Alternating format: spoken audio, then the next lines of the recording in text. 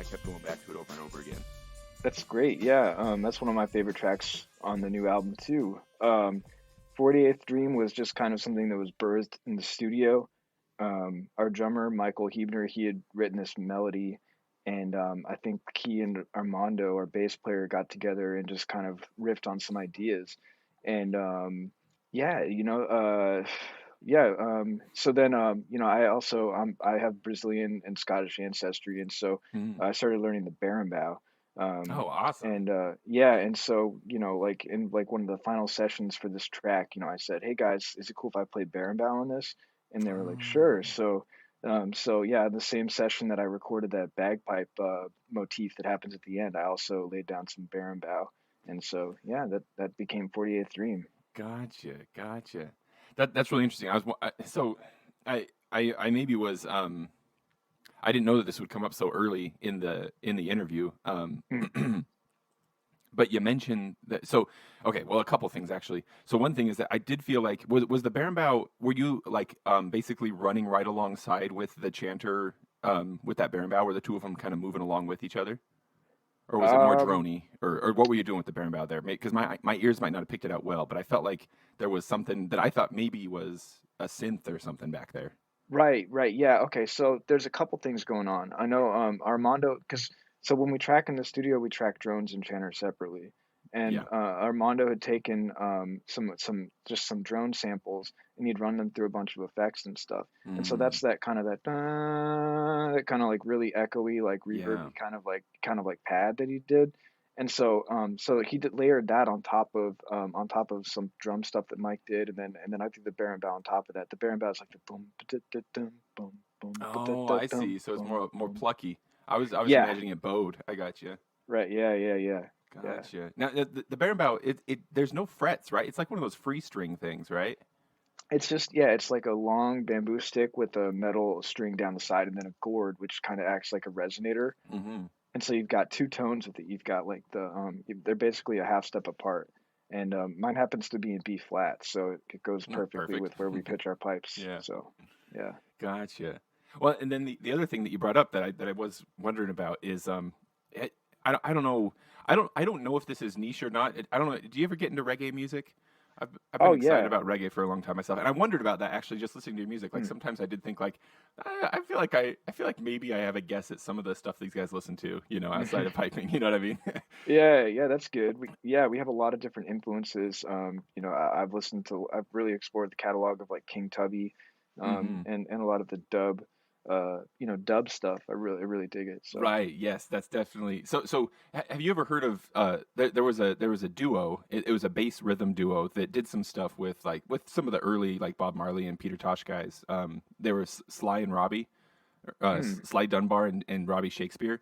The only Oh reason, yeah, yeah, those names ring a bell. Those names ring a bell. Yeah. they were kind of a big deal. Like they were kind of like a rhythm and bass duo that would like Huh. just you could just like plug them into just about any reggae concert Hmm. in I don't know what decades would it have been, the 60s through 80s.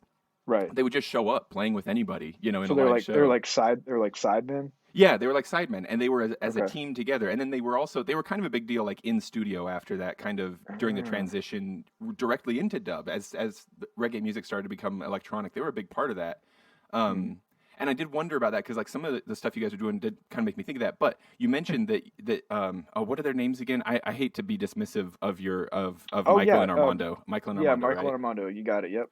You mentioned that they were grooving on something together, Hmm. and that's one thing I wondered, like, especially with the most recent album, it felt like sometimes, man, part of what is so good about a piping album, I think, that you wouldn't expect is when a piping album isn't all pipes, when it can feature some other stuff too. And I Right. felt like, especially in this newest album, I felt like, man, it sounds like sometimes you really get this like clear connection between Michael and Armando. Not that you're being left out in any way, right? But like there's such a what I Yeah. hate to use the word synergy because I don't really, I get tired of hearing that word at work all the time, right? But there's something Right. special about what's going on between those two. So it makes Yeah. a lot of sense to me that they would have grooved on something, together because it feels kind of like Sly and Robbie. They're kind of like Oh, this cool. single unit. You know what I mean? These two Hmm. people who are a single unit, if that makes That's sense. that's good. I like that. Yeah. Yeah. Interesting that you pointed that out because definitely like a deviation from how we worked in previous albums. So Mm. and Michael and Armando were definitely at the helms of a lot of the a lot of the brainstorming sessions and stuff. So Gotcha, gotcha. Well, now I feel like I've taken up too much space myself, but I also feel like I want to hear another track. So what if we stick in track one from? Let's like hop back to the shape of okay, piping to come, and okay, let's take a sample from Blue Holes. sounds good. Feels appropriate to start with track one.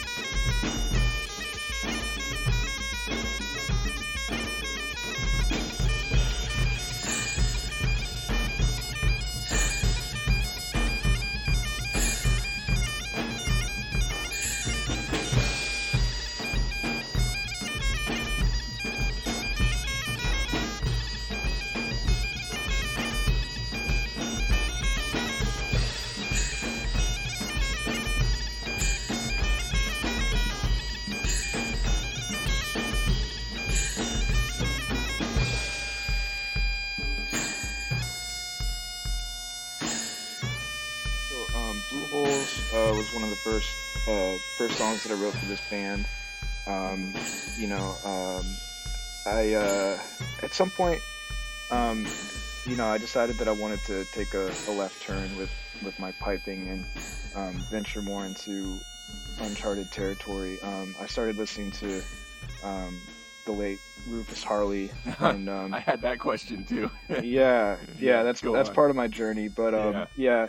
yeah, so it became pretty clear to me that sticking to like traditional scales and idioms wasn't going to really cut it if I was trying to do something original. Hmm. So I was listening to Rufus and was hearing a lot of like minor pentatonic scales because that's kind of his main mode when he does riffing and stuff like that. And Hmm. unbeknownst to me at the time, like it was kind of hard to get the pentatonic scale with traditional notes and stuff. And so I think I was watching this Lincoln Hilton kitchen piping session or something that he had submitted, Hmm. and he was playing like the Ghostbusters theme, and he kept like putting his knees together to close the chanter to get what sounded Hmm. like a low F sharp. Yeah. And so I was like, I don't know. I was just kind of like I was inspired by that, and so I started taping my practice chanter. And I realized that if I taped both sound holes on my practice chanter, I could get a lowest sharp. But I also realized that in doing so, I created a like a minor pentatonic scale going from lowest sharp to highest sharp. So lowest sharp to A, B minor third, then B is the four, then C, C sharp is the five, then E is sub minor 7 to back to F sharp. So like, Hmm. and then I started riffing on it, and I was just like, I just created this melody that I liked, kind of like with a hornpipe feel, and I Hmm. called it blue holes because in jazz and blues, the blue notes are what Mm. give you the feel, and Right. so I decided to call it blue holes, titling plugging the holes on the bottom of the chanter, to bring out the blue notes in the bagpipes, and so that's kind of why I called it blue holes. So That man, I love that story behind the title. That makes so much sense. Like I'd assume like, yeah. oh, it sounds nice. Like you got to throw words on whatever you wrote, right? But no, and it's so cool that that's track one on the shape of piping to come, since it's like an origin story in so many ways. That's awesome. Thanks, man. Yeah, it was kind of the thesis for what our band was to be. Right. So then how did it become the band? Like how had you been messing with this like years before you started gathering the group together, or was it kind of all at the same time? Um, you know, uh, so in 2009, I joined the Renaissance Festival circuit Mm-hmm. as a bagpiper, and It's solo at the I time. yeah, I was solo. I Mm-hmm. was just kind of like a freelancer. I Mm-hmm. was invited to play in this group called Tartanic, that performs nationally, Cool name. and they do a very traditional repertoire, but Mm-hmm. they add like big drums, and they have a really kind of fantastic show. I'm looking them up Um, right now. yeah. So that was sort of my foray into the Renaissance Festival circuit. Um, but shortly after I played with them, I had an invitation to play with this group called Wolgamut, and Wolgamut does German medieval bagpipes. Mm-hmm. And what's really cool and unique about them is that they have a lot of interesting arrangements. Like they'll take medieval music, and the band leader, whose name is Michael Gartner, he'll arrange it in such a way that is very contemporary. Hmm. And so when I joined Wolgamut, I was in, I met the drummer in that band at the time, who was Michael Hebner, who I would eventually start the Freestylers of Piping with. And Mm. so it was, through my experiences with Volgamut, kind of like seeing what bagpipes could be out of the traditional, Scottish format, that I became inspired to write, and compose my own music with the hopes of starting my own band one day. So Mm. that's kind of how it all happened.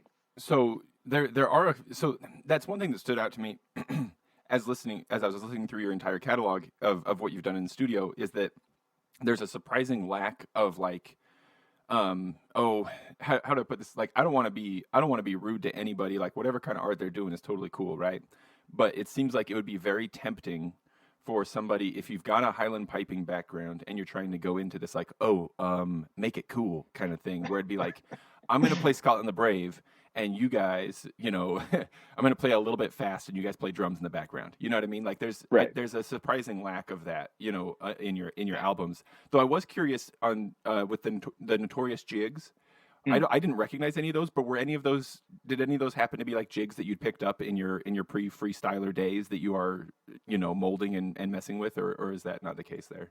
Those were actually all original jigs that I wrote. All Um, original. So I don't have to feel bad about not recognizing these track kids, right? Not at all. No, Good, no. And good. and that's the thing is, because when we first started, it was, taking that left turn into the non-traditional was a process. I mean, all the stuff that I wrote originally had like a traditional influence, Sure. a traditional feel.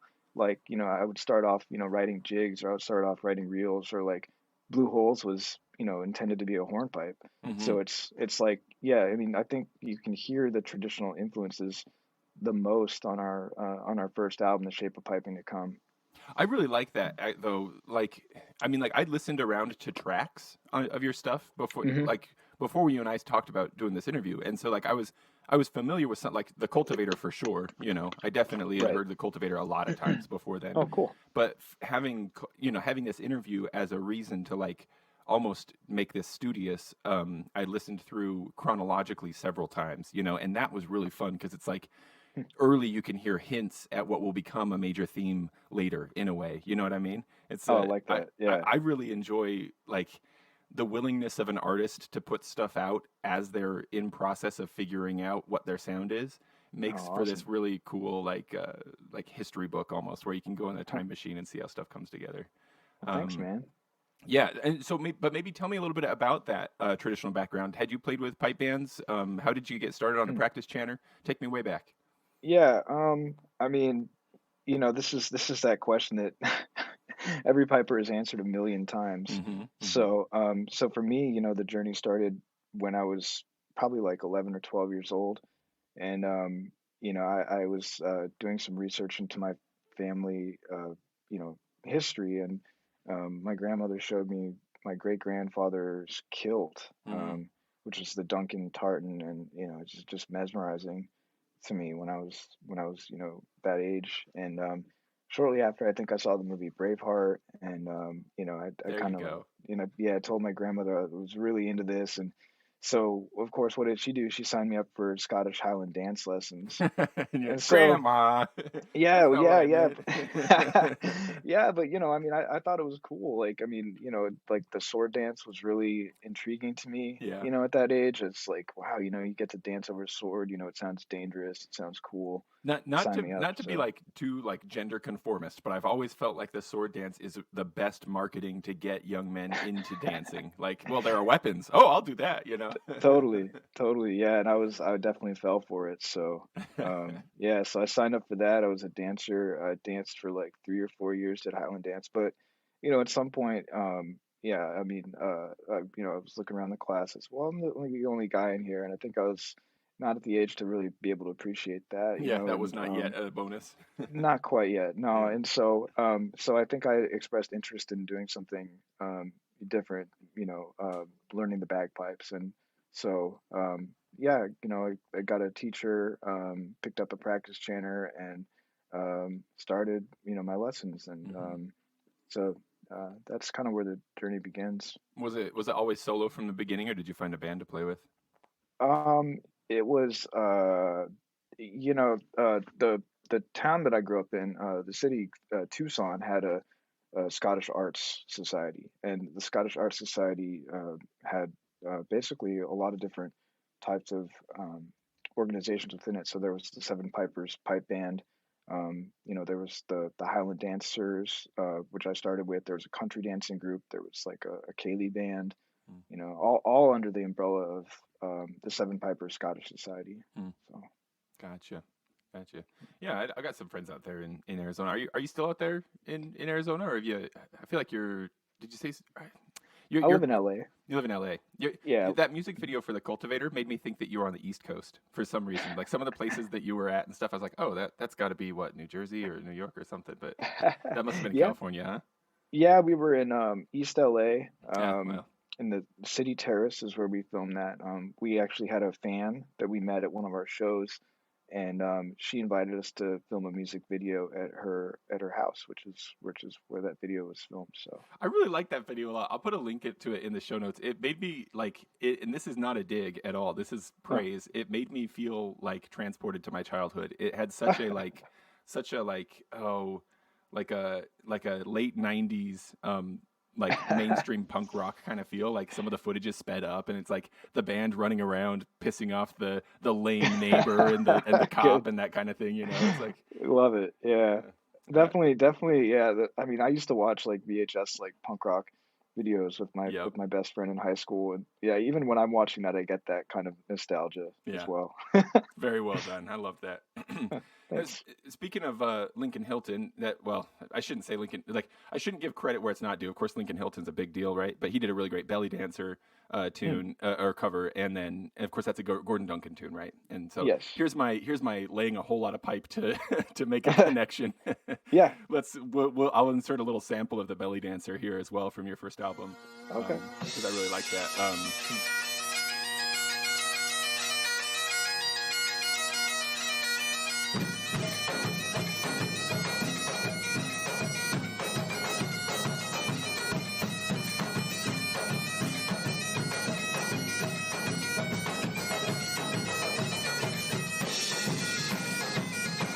So the thing is, having listened to some of your work already, if I hadn't heard this track and somebody said to me, "Oh, they do a Gordon Duncan tune," this is the first one I would have guessed that you would have done.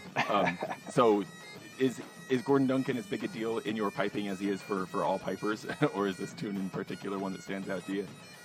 Yeah, Gordon Duncan was a big deal. I mean, for me as a piper, especially with the last name Duncan.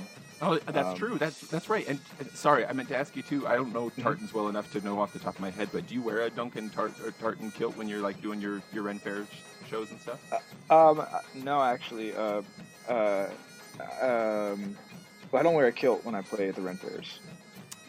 Oh, that's right. Yeah, it's funny how our imaginations can fill in the gaps. I was kind of just imagining, but now you mention it. Yeah, you got like more like medieval looking fluffy trousers, right? Yeah. And fluffy. that was I mean like loose, you know. Yeah, exactly. Not quite parachute pants. Right.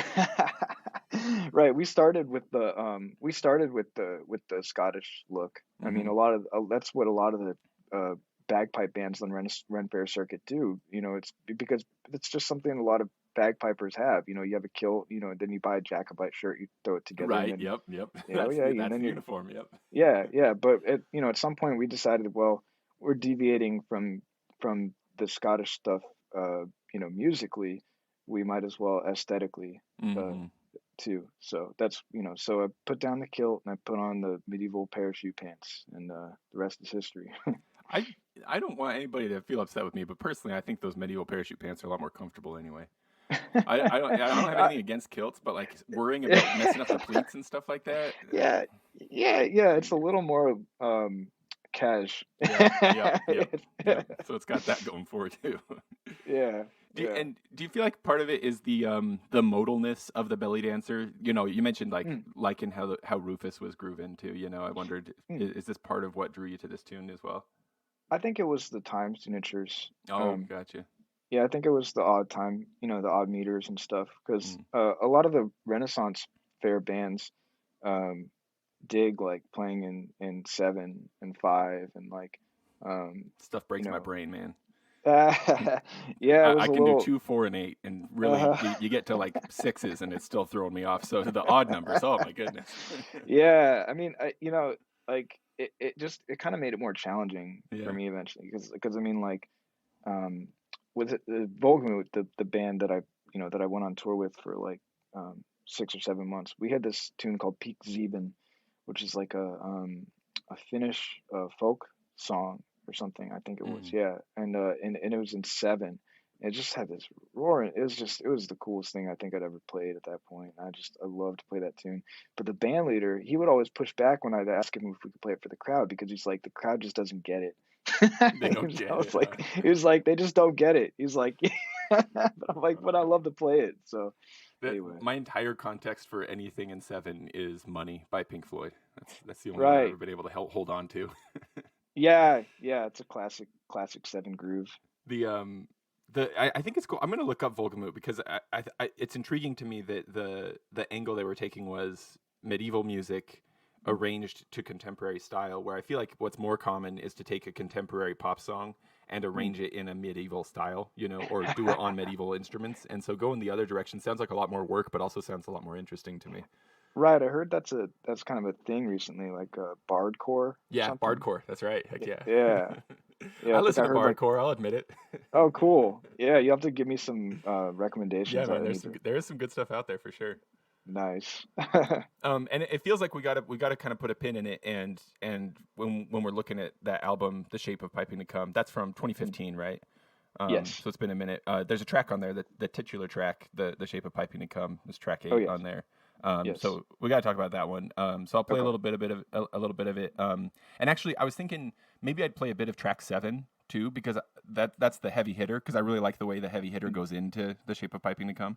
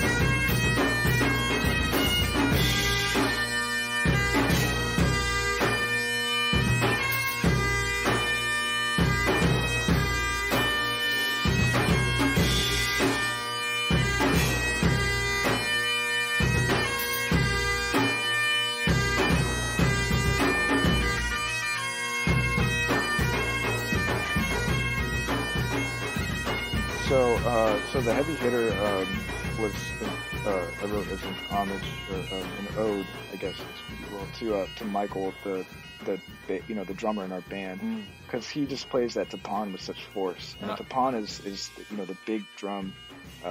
Looks like a bass drum, but it's got two different sides. So it's got a boom side and a kick, like a boom cat, Right. And so he Watching just him play, you wouldn't know where that second hit is coming from because it's like underneath, right? So it's like, what's he doing over there? Yeah, but he just plays it with such force, and like he's a big baseball fan. Like he's from Philadelphia, so he like rocks his Phillies gear all the time. And so like I was just thinking like, well, he's like a baseball player, like the way he plays that drum, and he's got such a punk rock feel to it. I was like, like I want to name it. I'm gonna write a tune, and I'm gonna name it for him, and I'm gonna call it the Heavy Hitter. And so I used there's a song on Queens of the Stone Age album, Songs for the Deaf. It's called Song for the Dead, and it's just the most punk rock thing on the album. So I used that as kind of an influence when I wrote the tune, and I sent even like the music, like the MP3 to the guys in the band. So that was the backstory for Heavy Hitter. But The Shape of Piping to Come was sort of where I wanted to see the music go, because I specifically wrote out space for solos, and I wanted our music to kind of go into the realm of jazz, and jazz is improvised solos. So I wrote it with the format of having a head, or like a main theme that it would come back to, and then left bars open for Eli, our original second bagpiper, and myself to take solos.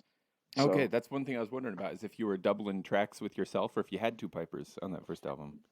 No, actually, the first album we had two bagpipes, Gotcha. myself and Elijah Wolcott.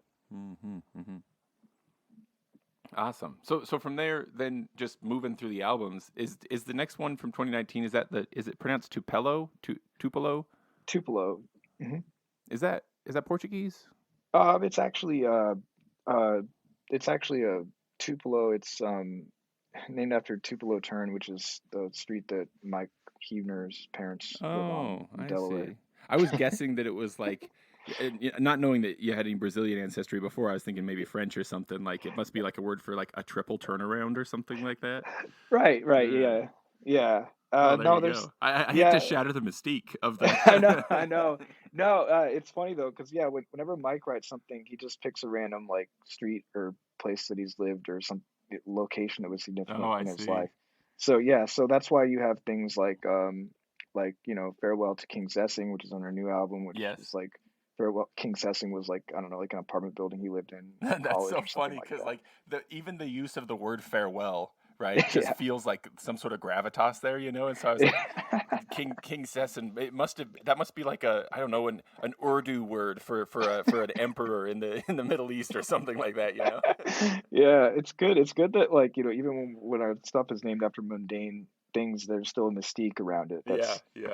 That's a good not the intention necessarily, but it's a good right. Yeah. Well, I felt like, and here's another thing that I like about your albums, is this sense of there being like an overture and then like an ending note. Like your albums are a thing, it's not just a collection of tracks. Oh, cool. And I feel like that album from 2019, sorry, was it Tupelo? Tupelo Turn. Tupelo Turn. Sorry, I just want to make sure I'm pronouncing it right. No problem. It feels like right from the intro, there's a statement happening here that's like, we got some new stuff for you. Like we got some new instruments, we got some new sounds. Here's a sample of what you're about to hear. Definitely. And from there we go into Thunderclapper.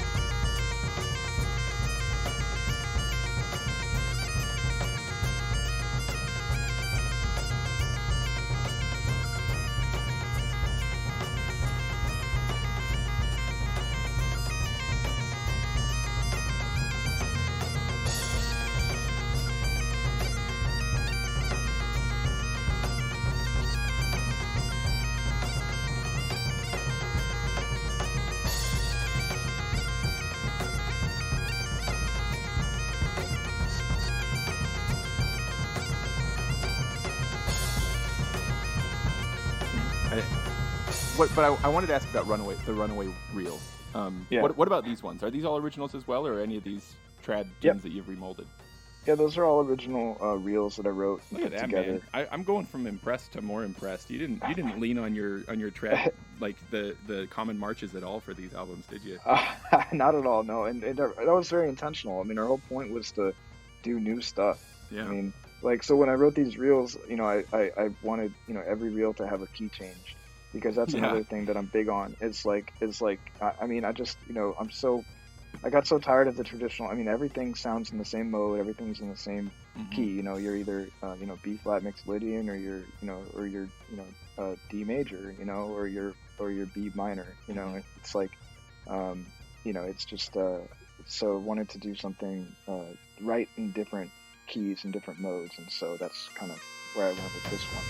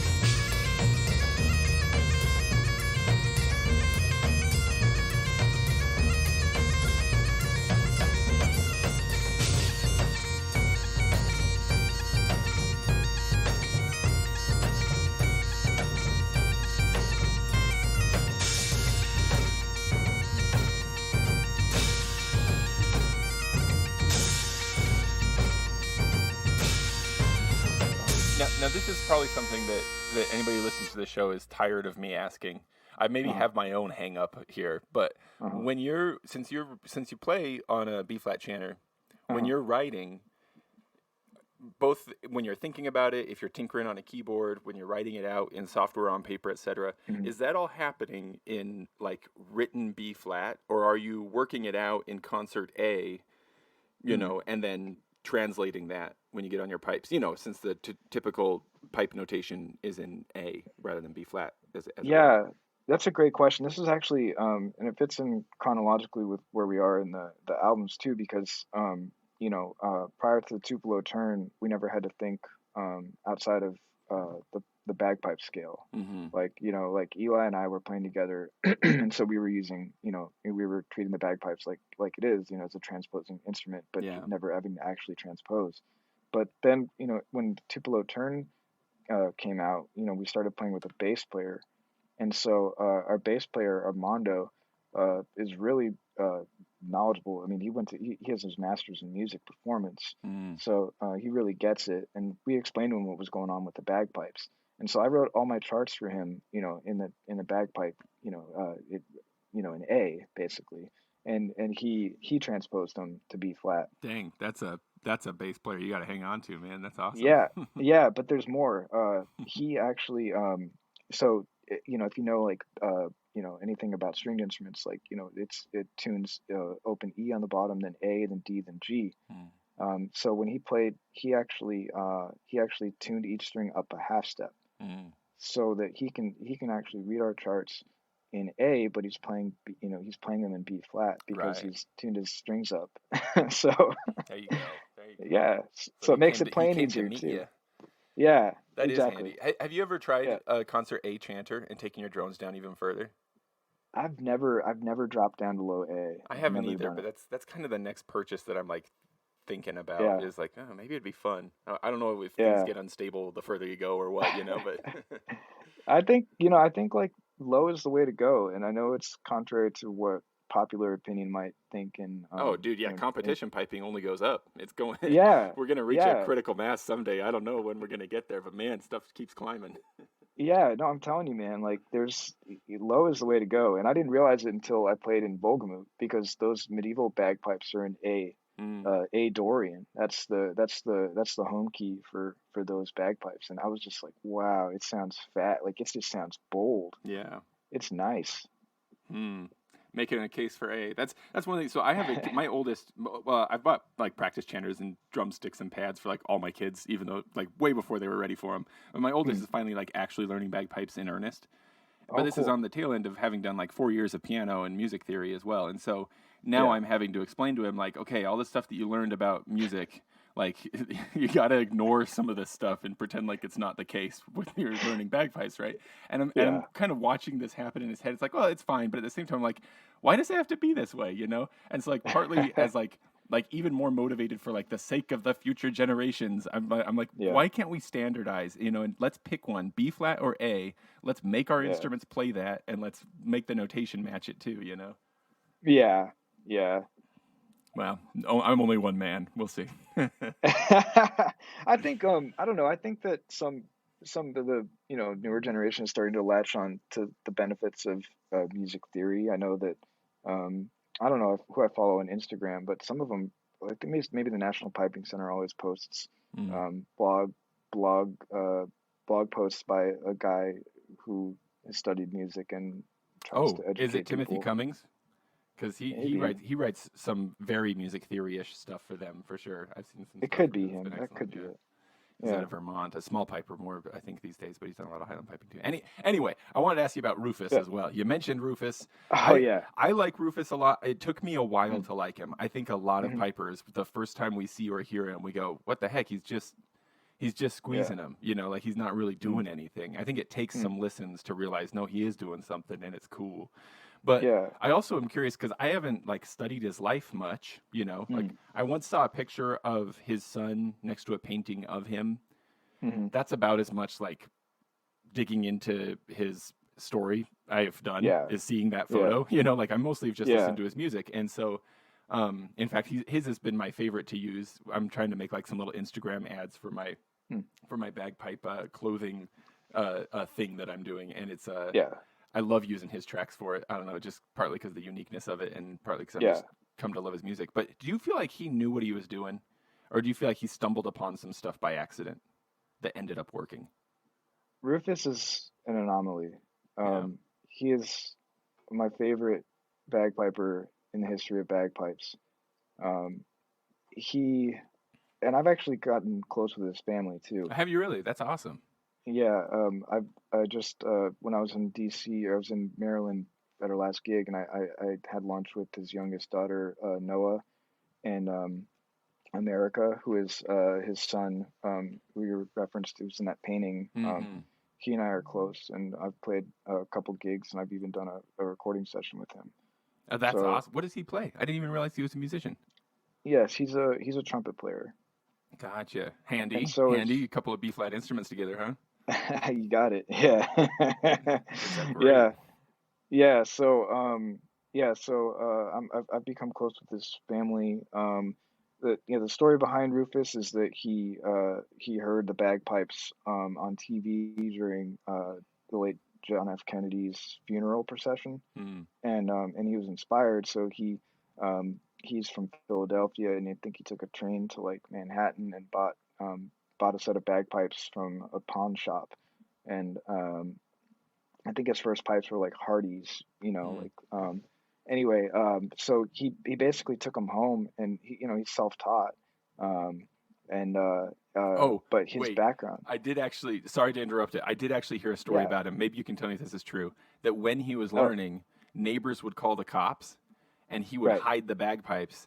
And when the cops would knock on the door, he'd be like, "What are you talking about? Do I look like the kind of guy who would have bagpipes in his apartment?"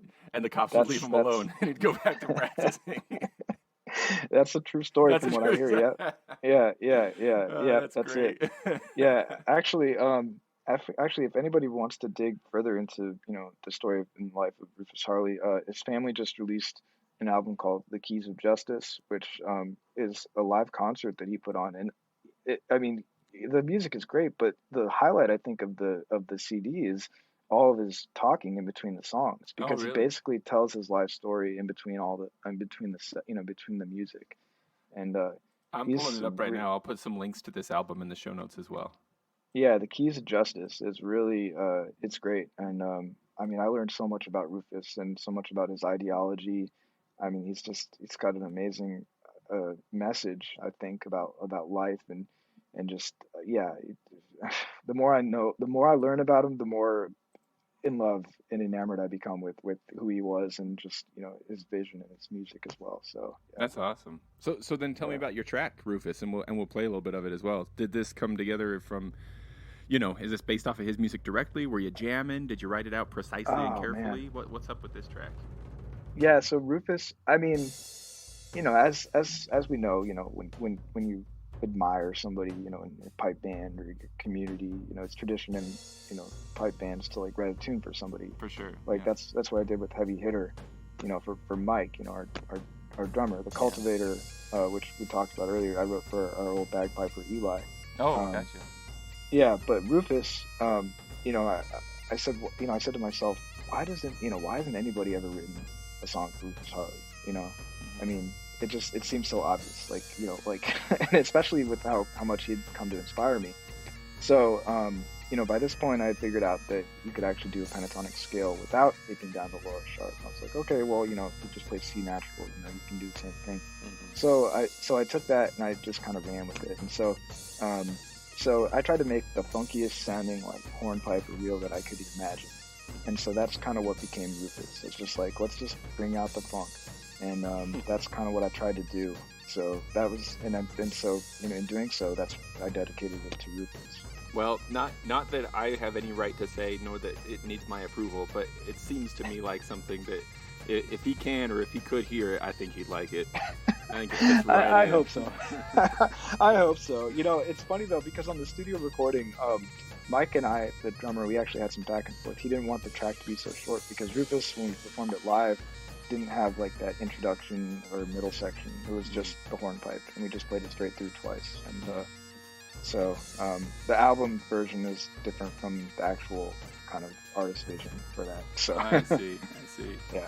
So, but longer. The album version is longer than what you would have done live, huh? Yeah, we tacked on like an introduction, which Right. was actually ripped from like an Outcast album. and then we put in this French song in Wait, the middle too. an Outcast album, as in like an album that you guys decided not to make, or as in like Andre 3000 and as in Andre 3000 and Big Boy. Wait, what? Yeah, the intro is Spotty Oddie Dopalicious from Aquemini. Oh my goodness, you're right. Which, it is. I didn't even realize. Yeah, which when you mentioned the reggae thing, I mean that's obviously they're like reggae tune. Right. I liked the track, but I did not make good. that connection. I like Andre 3000 is probably my very favorite artist in that genre, in that area at least, right? Yeah. And so yeah.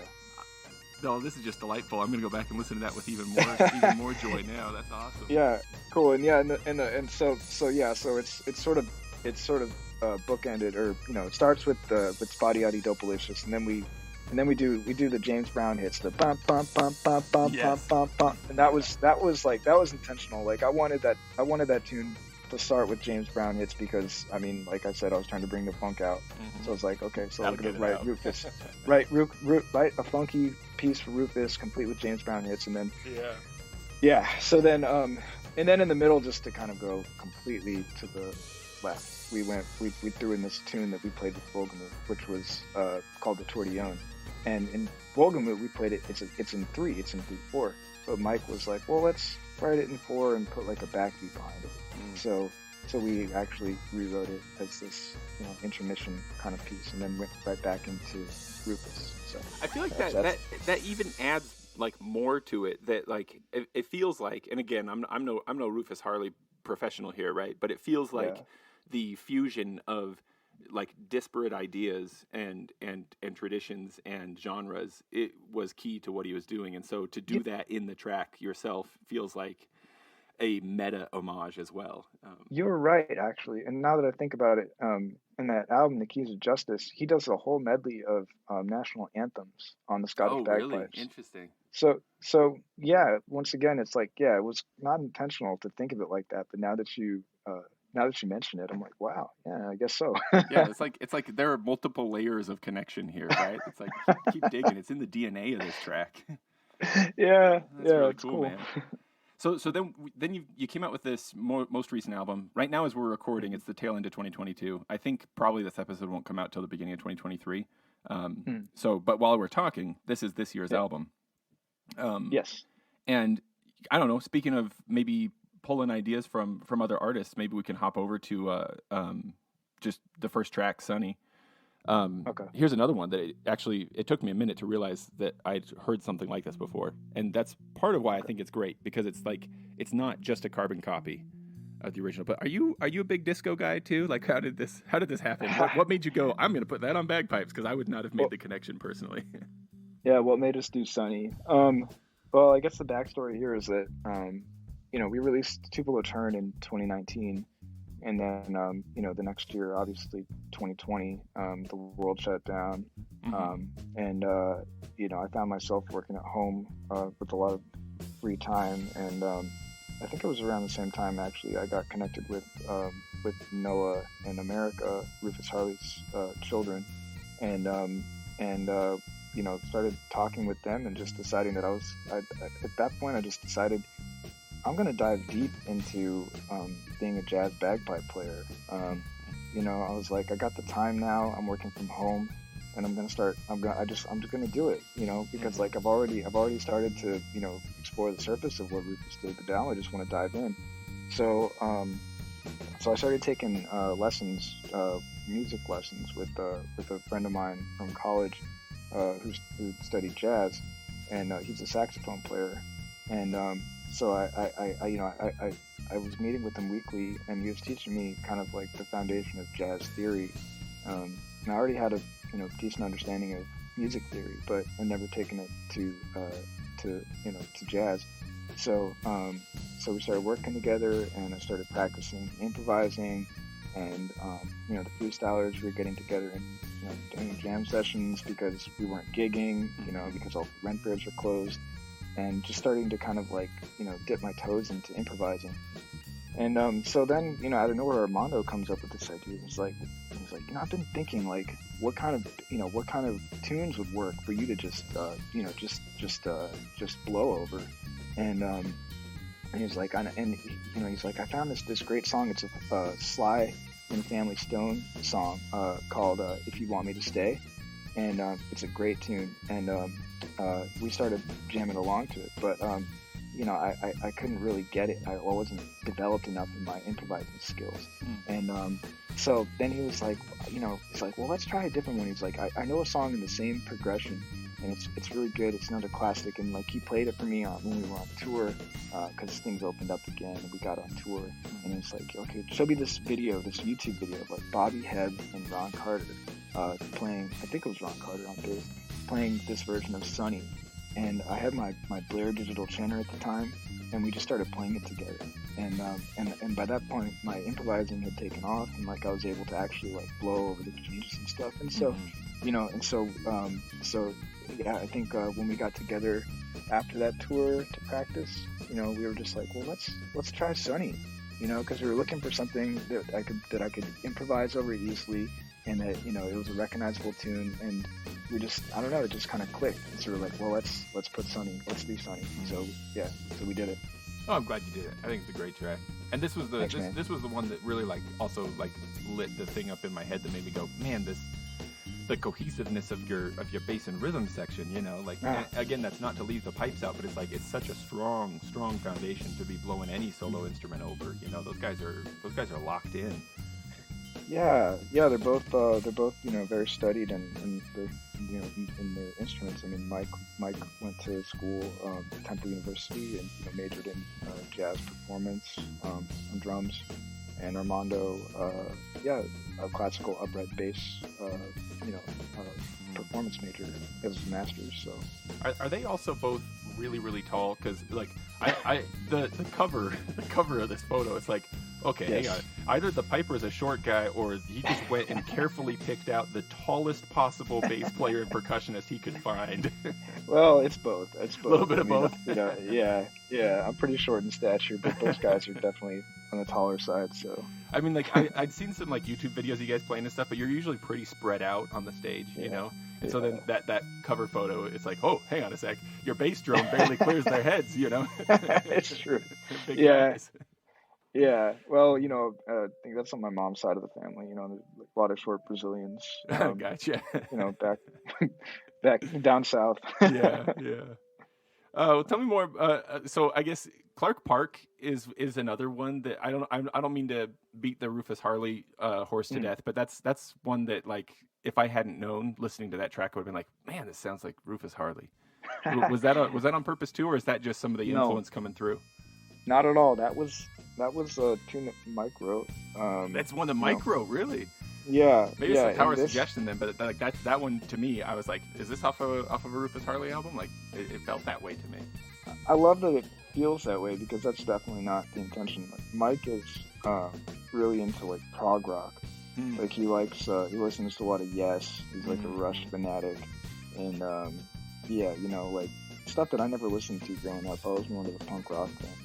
So, the only note that I attached to this track on my notes is I put, "Do you listen to Rufus Harley much by chance?" That was the only thing I put on there.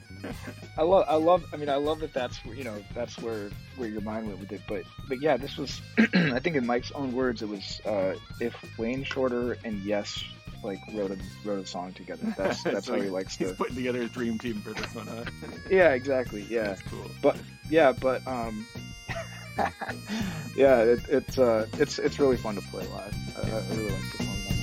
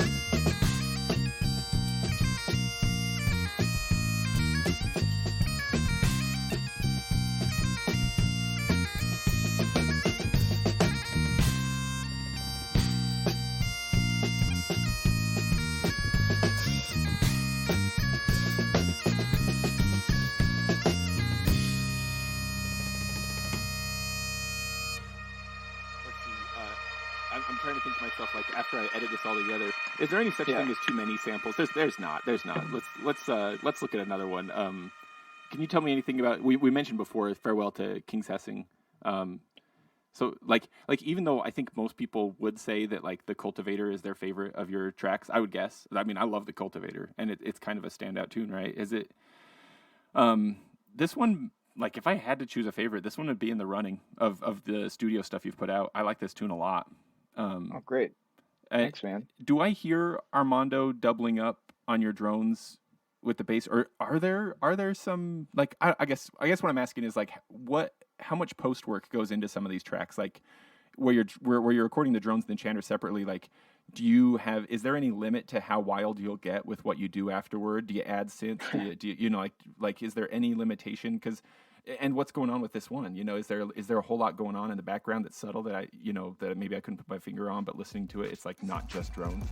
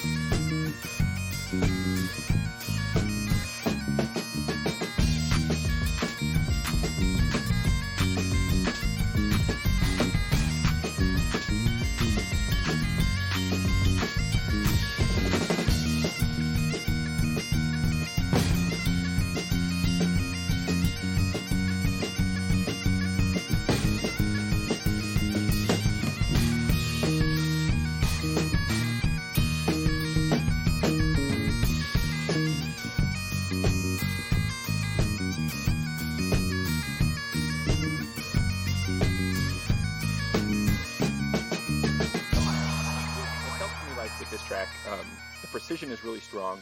There's like a mix of like shifting grooves and rhythms going on.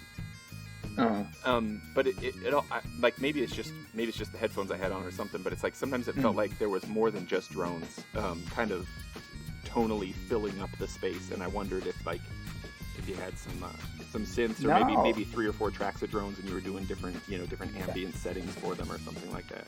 Actually, that's not the case with this tune. Yeah, I think, like 48th Dream, obviously, Clark Park, I did electric pipes on there too. And then, but this was just bagpipes, recorded.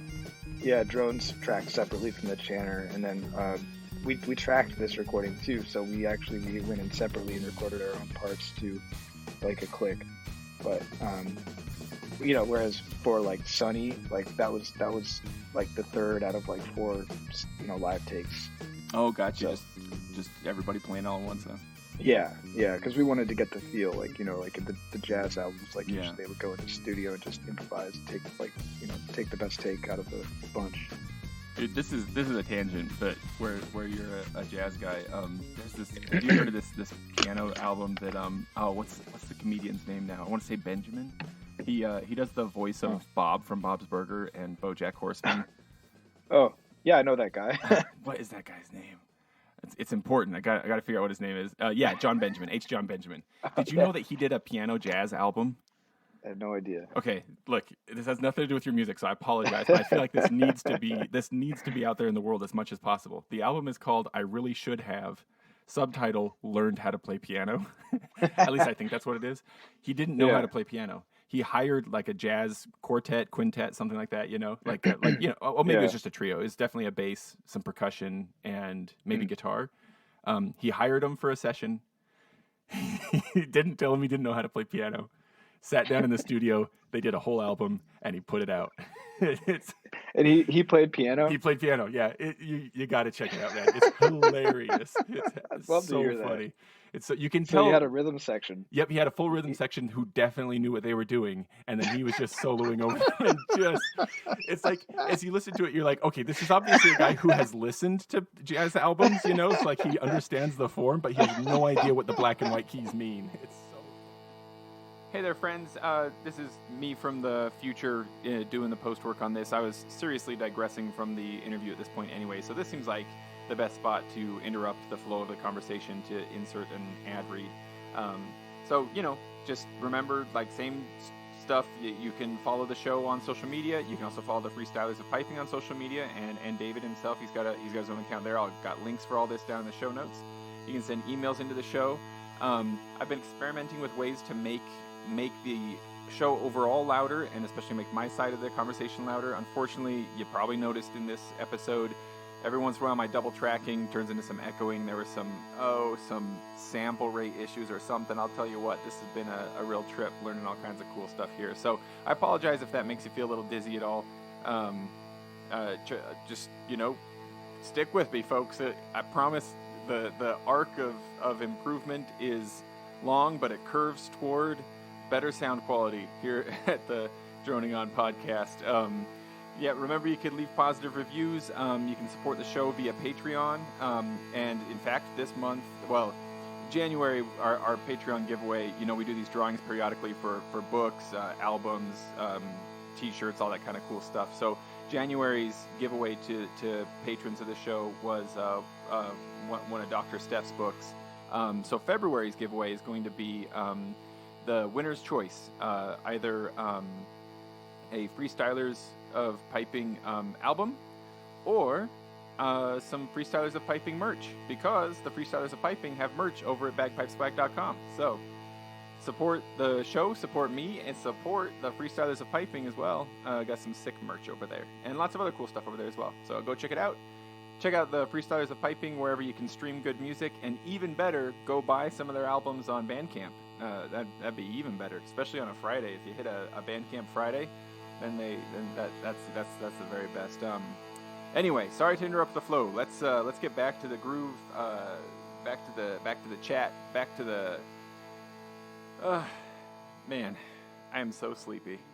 Whatsoever for this comedy to work. That's part of what's so brilliant about it, right? I It's gotta non-vocal listen. comedy. Wow, because I know like Jeff Goldblum does like a whole show, and he's actually He's actually quite good, yeah. And then like Mitch Hedberg, he would have like a stand-up bass player, like playing like That's right. walking bass lines, during his bits. But I've never heard of the comedian actually playing the piano, and the joke's on the band. Yep, they did.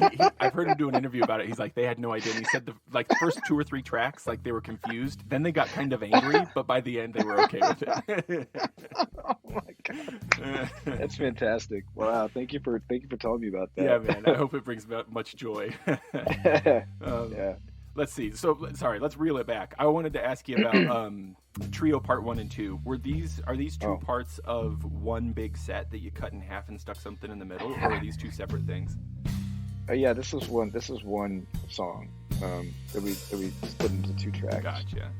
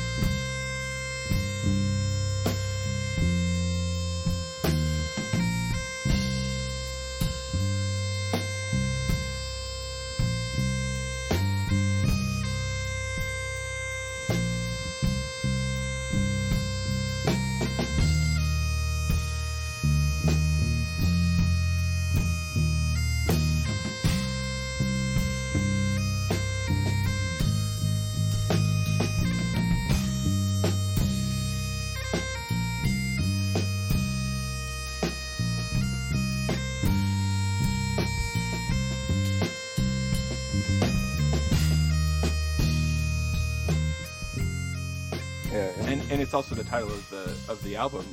Is this? Tell me about that. Was there a reason to call this Trio, and what's special about the track? Well, I think the reason we called the album Trio was because Mike originally wanted to title it like 3, because he was seeing like some kind of synergy with like 3 and the significance of 3. Like, we had become a trio. We started as a quartet. Mm-hmm. This is our 3rd album. Oh, sure. Yeah, I'm not sure. There were some other things in there that I'm missing. Anybody into numerology might be recognizing various things lining up, huh? Yeah, yeah. But then I think at one point we were like, well, that's so cliche. Like that, everybody wants to put out the 3 album like Led Zeppelin, Mm-hmm. So we were like, well, let's scratch it. But Mike really was latched onto this idea of 3, and so he's like, well, I've been thinking. He's like, why don't we just call it Trio? So like, okay.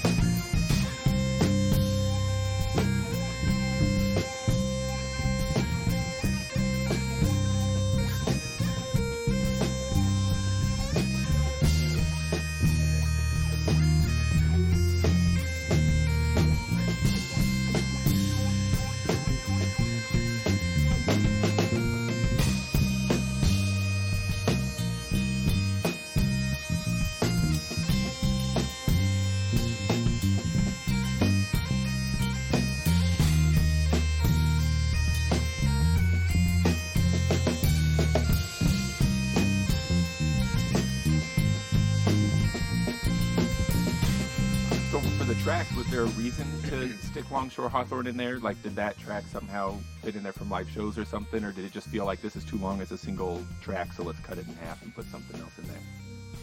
Oh, well, I think we were going for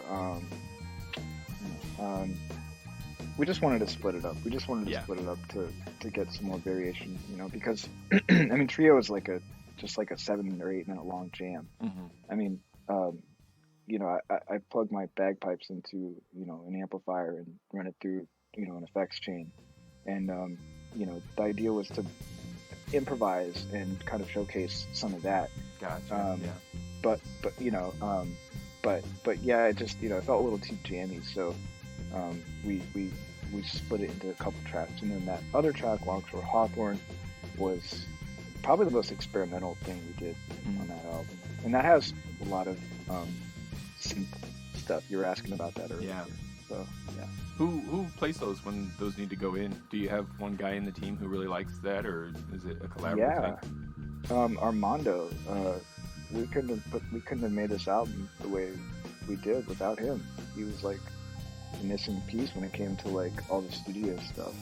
He really dug into like Ableton Live, and just kind of like we just kind of like let the creative wheels spin and just like had a ball, and like we're so grateful that like he brought that level of expertise and creativity to it, because Mike and I mean we didn't possess that ourselves.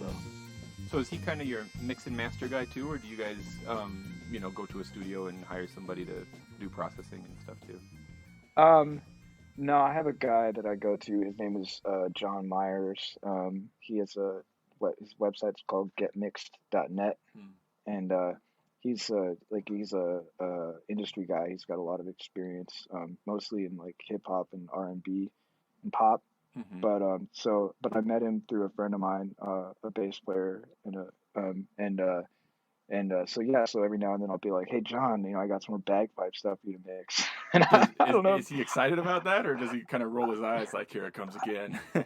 I have no idea, but he's such a nice guy. Like he's so professional in like his emails and stuff. And like it took him a while to like get our sound, because at first like R&B production is so different from like what we're going for. Right. And so he like put a lot of compression on everything and like polished up the bass, and just like it was just like, no, sorry, this isn't the feel. And so I had to talk to my friend, the bass player, and ask him like, okay, what do I tell him to get him to to make it sound the way I want it to sound? He's like, gave me a couple keywords. It was like, okay, like live, like a jazz trio, like transparent, I think was the keyword. Transparent, huh?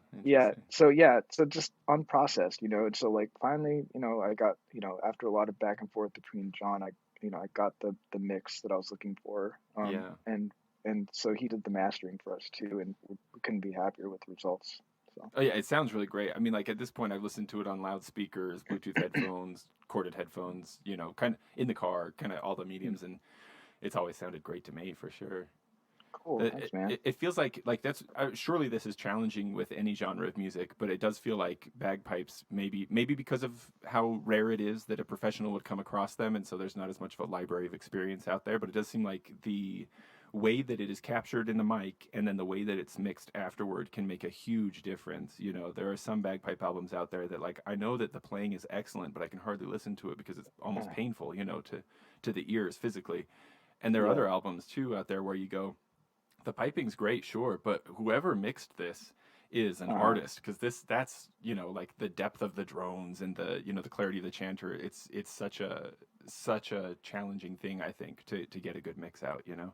Yeah, yeah, and a lot of, I mean, yeah, this was our best sounding album production-wise, in my opinion, Mm-hmm. out of the three. The first album sounded really, I think, really good, but Mm-hmm. it was a completely different approach. The second studio album was not quite the production value that I had hoped for, but this one I feel like we really hit it out of the park, and a lot of what it came down to was just like microphone research. Mm. You know, you know, got to get my hands on a nice vintage mic from the same bass player that hooked me up with Big John, the guy Mm. who mastered our album. And so I got to hear what the bagpipe sounded like through like a vintage AKG C414. Mm. And so I realized like that was just the mic that I wanted to use. And so kind of saved up and you know splurged on some good studio gear, and that's kind of where I think the bulk of our sound on the album came from, was just having the right mics. Gotcha. Now, you know, maybe I'm digging into this too much. I don't want to be boring to anybody, but like this is very interesting to me because of that. Because like I'm always curious, like how did they do that? You know what I mean? Like Hmm. when I found out that Ross Miller had tracked his drones and chanter separately on the Mm. Roke album, I was Mm. like, oh, you know, like, oh, you can do that, you know, like that makes sense, and it makes things different, you know. And so like Mm. what like a lot of my piping friends, you know, like especially through the pandemic, a lot of us have had to get some sort of microphone to continue Yeah, competing or stuff like that, and a lot of us have turned to just like hobby recording as well, you know. And yeah, so like myself and a lot of other people too, we have like these simple little like H2N Zoom mics and stuff like that. So like when you're recording like with that nice mic and stuff, you know, are you, I guess, since you're recording the drones and chanter separately, you know, in separate takes, are you doing them both through the same mic, or do you, like when you do the drones, do you do all three at once? Do you do clip mics on the end of each one? Like, I don't know, maybe it's different from track to track, but I'm just curious, like for you so far, what do you, tell me a little more about what you like and what the process is. I'm curious to know. yeah.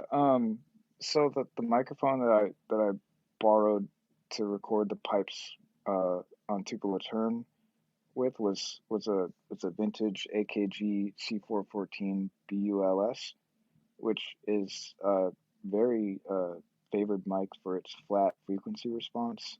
Hmm. And you know, it's actually like the preferred mic for a lot of drum overhead um, producers, Hmm. like where they put a pair of them over the drums. So for this album for trio, I actually found a variation of the AKG C414 BOS called a TL2, and it actually has a little bit of a hyped high end to it. So I think this is actually kind of against what a producer's conventional theory would say, is why would you hype the high end on an instrument that's already so trebly? Right. But Yeah. I said, why not?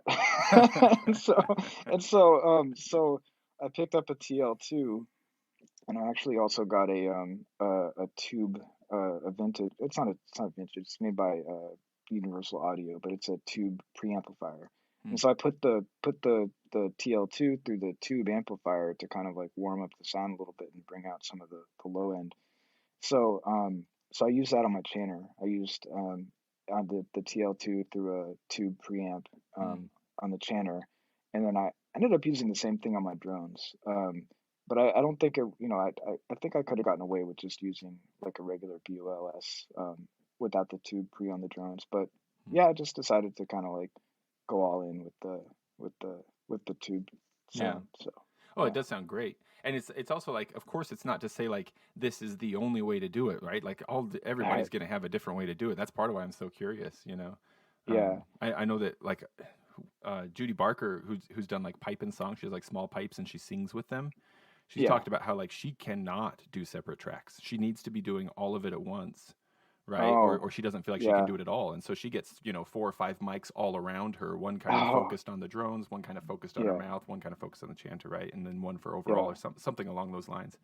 Wow. And there are It different was, ways to do it, It's yeah, it's funny though, because I actually had, yeah, it was actually a little bit of a challenge at times because, and I'm not trying to cite my own skills or anything like that, but the pressure between blowing just drones and blowing, chanter and hmm drones is different, Yeah. and there's fluctuation, and then also like yeah, it's for certain tracks like I had to pitch the shifts down using like software hmm because of changes in my blowing, like for certain parts of the tune, and Yeah. or just the chanter going sharp in the studio, Yeah. like yeah, but yeah, actually, so so you kind of there's a trade-off. It's like you get a little bit more flexibility, but at the same time, like you also have to compromise for inconsistencies that might be presented given hmm that scenario as well. So No, that totally makes sense. I've yeah, heard I'm not a percussionist myself, but I've heard percussionists talk about the challenge of individual track recording if they don't have something to be playing along with, because like it's like there's something about the necessary focus to keep a steady beat for a really long time, like 3-4 minutes, without yeah, like a melody to be playing with. It's like it's so hard just to stay focused for that long, even if it's a simple beat. And I'd imagine maybe something similar with keeping your drone steady. Like sure, you can keep them steady all yeah, by themselves for 30 seconds, but 2 minutes, 4 minutes, 6 minutes, it's a long time to really focus on one thing, even when yeah. it's on the surface a simple thing. It can be hard. It's an art form, and I mean, I think I'm learning it. We're learning as we go. Like Yeah. this whole project, the Freestylers of Piping, was an experiment from the start, and like recording and production is something that we're learning along the way as well. So Gotcha. Well, so I want to end with the cultivator, and so I'd like to ask you maybe a little bit about that too. But I thought maybe we could sneak in one more track before that. sure, And I sounds thought good. maybe either get Hyphy or Perseus. Do you have a preference? Do you like one of those over the other, or have something to say about one versus the other? Well, I have more to say about Perseus because it's one that I wrote. Oh, good, because that's actually between the two. That's my favorite, and so Okay. especially when that buzzsaw comes in, kind of, man, that's so freaking cool.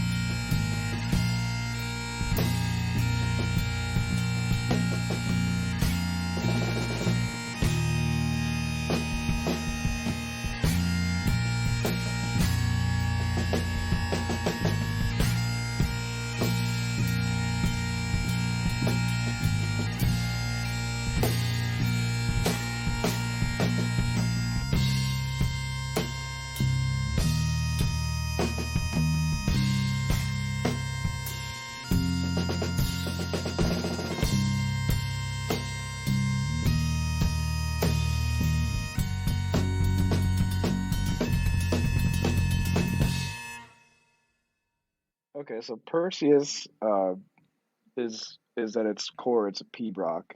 Um, I wrote this as a breakup song. Is really what it Oh. was. Yeah.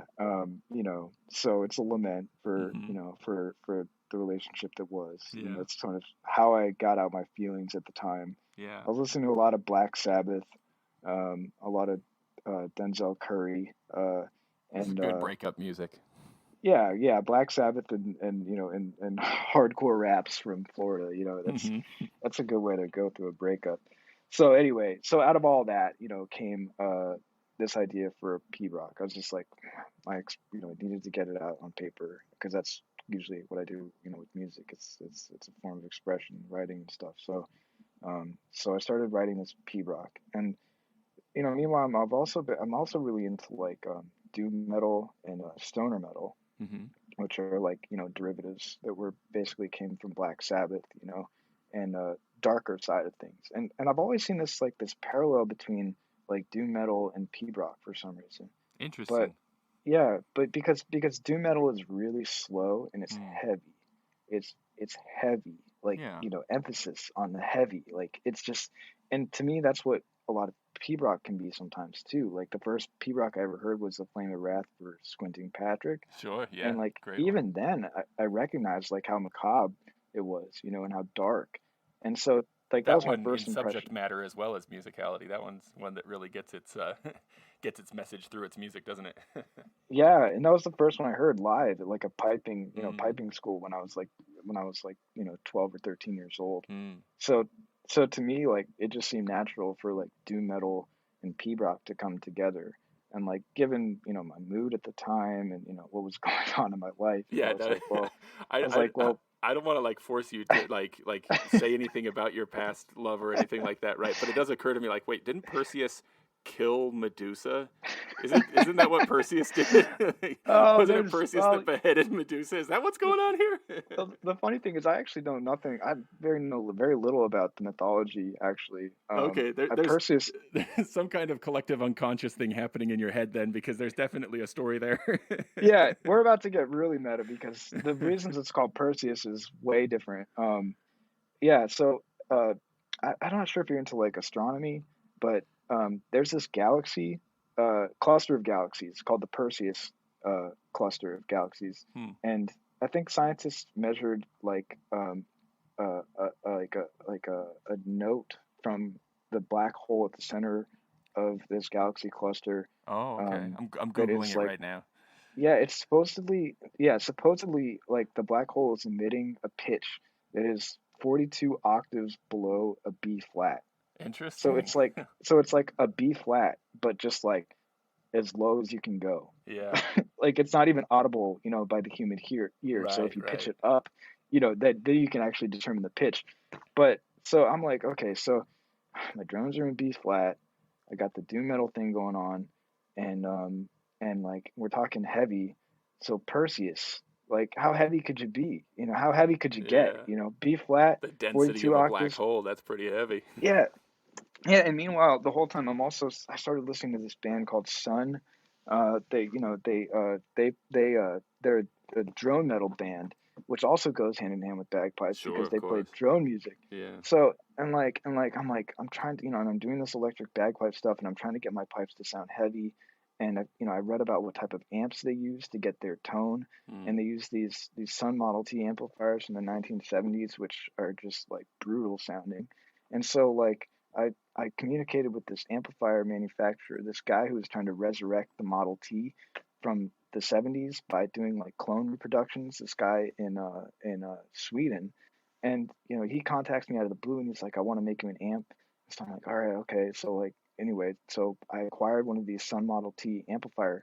It's a clone, and I put my bagpipes through them, and like that's that buzz saw sound that you get at the Oh, end. gotcha. I do like that a And lot. That's thanks, man. mm. And so anyway, so long story short is that whole like that's what's supposed to bring in the doom metal. Like when you hear the drone, like that buzz saw, like that is pure and raw amplified like bagpipes through a Sun Model T amplifier That's with awesome. distortion. Yeah, And you're and so telling me that's that yeah. it's matching the pitch of the black hole out in the Yeah, Perseus cluster. exactly. That's so Yeah. cool. Yeah, so it's supposed to be dark and it's supposed to be heavy and it's supposed to be I mean, I'm super happy with the way Perseus came out because it just, it put together everything that I wanted it to be, it's just it's got yeah, I love it. I'm really happy with how that track came together. So Well, I love it too, and I let me just make clear that if anybody out there is seeing connections between Perseus beheading Medusa and you breaking up with your girlfriend, I'm not saying that was the case. That's a coincidence. I'm Ah! Ah! Very much Symbolically, so. maybe not, huh? Well, Very much look, so. it fits on it works on so many levels, huh? It's beautiful. Yeah, it's kind of like the Rufus thing, Right? Yeah. The being longer more you meta look, than it was. right? Yeah, it was not the intention, but man, it's a Sure coincidence. seems to fit. Yeah, That's wow. cool, man. That's really cool. So, before we dive into the cultivator, I'm curious, like, what's next? You guys just finished up a round of Ren Fair stuff, right? Yeah, we were on the road for 3 months. Um, played Wisconsin, the Bristol Renaissance Fair, which is in Wisconsin outside of Chicago. Played the Tuxedo New York Renaissance Fair, which is outside New York City, and then we debuted our act at for the first time. We played at the Maryland Renaissance Festival, which is like one of the premier venues for Mm-hmm. any act, any music act on the fair circuit. So uh, we actually performed with EJ Jones, Piper Jones. His band was out there as well, Nice. and they're a great trad group doing stuff like very cool, like Breton music and Yeah. other influences. Yeah, he's been a friend of the band for many years. So That's awesome. So looking good for another round of tours next year, I guess. yeah, we're working out our tour schedule. Actually, yeah, we'll be going to Florida for another Renaissance fair in January, Mm-hmm. and I actually just booked our first bar gig. We have a like a traditional like rock venue type gig coming up at the end of the year on December 30th. We're going to be playing in Santa Monica at this venue called Trip Bar. Um, and it's cool because I'm gonna get to do my electric, stuff. Like I'm actually gonna plug into the amplifier that they Yeah. have at the bar, and I'm gonna bring my effects pedals. And I've been looking for an opportunity to bring this stuff out live, and haven't had one yet because at these Renaissance fairs we kind of have to keep it a little. Right. Uh, I'd imagine there's a limit to what modern technologies they'll let you kind of show on stage there, huh? yeah, we have to pretend like we're not amplifying the bass, Right. Yeah. like. He's just plucking it real hard back there. Exactly. Yeah, exactly. So. No, that's cool, and it's funny to me that like you would guess that any group would start doing bar gigs and work their way up to something else, rather than like spending months on tour and then be like, finally, we got a bar gig. Yeah, well, here's the thing about run fairs, like they pay, Yeah, like yeah, they actually pay, and I mean, as a bagpiper, prior to Renaissance fairs, the only paying gig I ever had was like a funeral or a yep. wedding, and Takes a lot like of funerals and weddings to add up to a living. All you it can really really do is does. hopefully take the edge off your expensive hobby. Yeah, so while it's not my preferred venue, you know what I mean, the Renaissance fair, like it's one in which we can really get a lot of practice and like Yeah, we can work and meld our sound, while we're, basically, earning a living, and it's a great opportunity. I certainly wouldn't be the musician that I am had I not joined, today, had I not joined the Renaissance Fair well, circuit. you need those kinds of like long, constant kind of putting in the reps kind of thing, right? It's like Yeah, Liverpool for the Beatles, right? You need some yeah, some like really focused time at the front end to kind of figure out who you are and get rid of the butterflies and all that kind of stuff. exactly. Yeah, yeah. Well, man, I can't thank you enough for taking the time. This has been a lot of fun, and I'll have links in the show notes to your music on Bandcamp and stuff on YouTube, and of course, you guys can be found on all the music streaming and purchasing platforms, right? Yeah. Before you tell me about the cultivator, do you have anything else you want to plug real quick? And I'll put applicable links down below. Just check us out on Instagram. Please follow us on Facebook. We love when people stream our music. On Spotify. Please, tell your friends. We're a independent band. We release all our stuff ourselves. And we want to take it as far as we can, but it's hard when you don't have like label support, and it's even harder when you're playing bagpipes and trying to sell it to people who don't normally listen to bagpipe music. So please support independent music, support us, and also listen to Rufus Harley. Yeah, amen. Give this man the love that he deserves, because his vision was truly unique. And I wish the whole world would listen to Rufus Harley. So please, support the Freestylers of Piping and listen to Rufus Harley. That's all that I ask.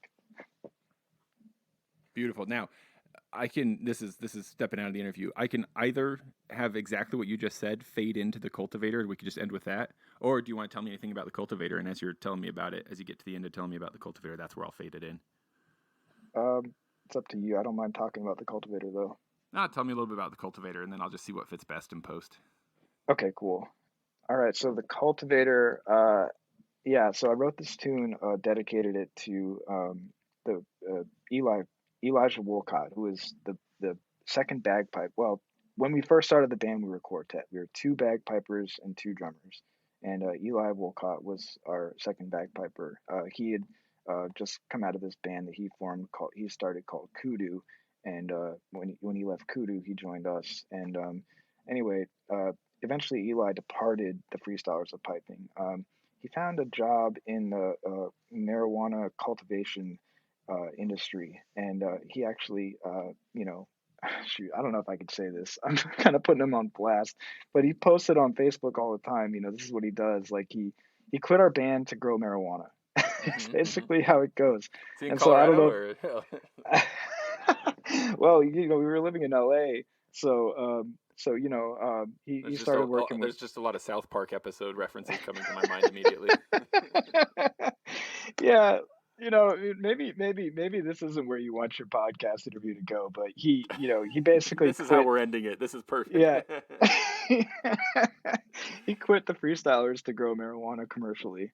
And I was sad to see him go, but I was happy for him, because he found a career that that fit his lifestyle, and so I supported him. And this is my way of saying farewell, Eli. I hope your fields are green and plentiful, and that you have some good crops. But we miss you in the Freestylers, and this tune's for you. Here's this is the cultivator. So. I think that's beautiful. I think that's a great way for us to go into the cultivator. May your fields be evergreen, and your bankroll as well.